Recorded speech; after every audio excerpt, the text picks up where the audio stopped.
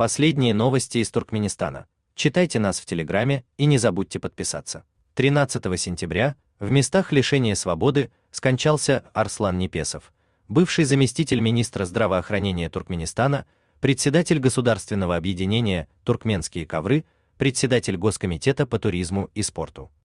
Последним местом работы Непесова был МИД Туркменистана.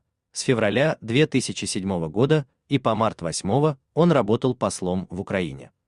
В Минздраве его начальником был Гурбангулы Бердымухамедов. По сообщению источника Туркмен Ньюс, причиной смерти Арслана Непесова стала болезнь сердца.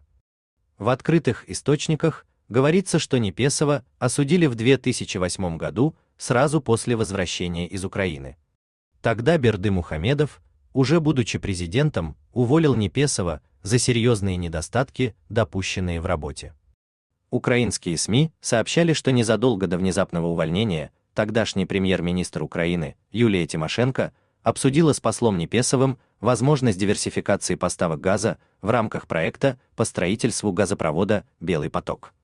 Арслану Непесову дали 7 лет колонии, но по каким обвинениям неизвестно.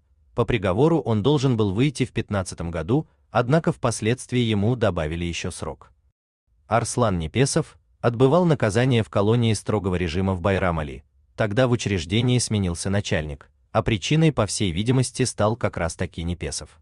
Бывший чиновник вышел на связь с кем-то из-за границы, и этот видеозвонок был перехвачен туркменскими спецслужбами. Уже на следующий день в колонию нагрянула проверка из прокуратуры и Департамента исполнения наказаний МВД. В ходе проверки выяснилось, что Непесов на территории колонии жил в 4-комнатном доме Кельдыме, в котором были все удобства, вплоть до джакузи и бассейна. Был найден планшет и дорогое спиртное. Проверяющие сняли все на видеокамеру, после чего дом пошел под снос.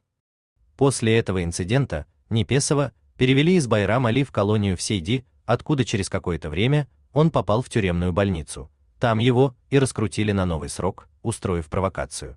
В помещение, в котором он лежал, зашел один из сотрудников в форме.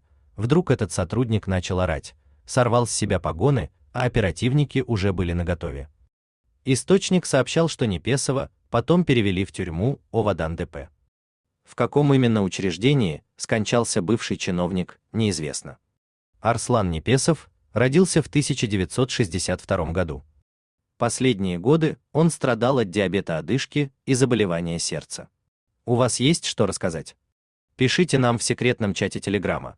Мы никогда не раскрываем свои источники и гарантируем полную анонимность.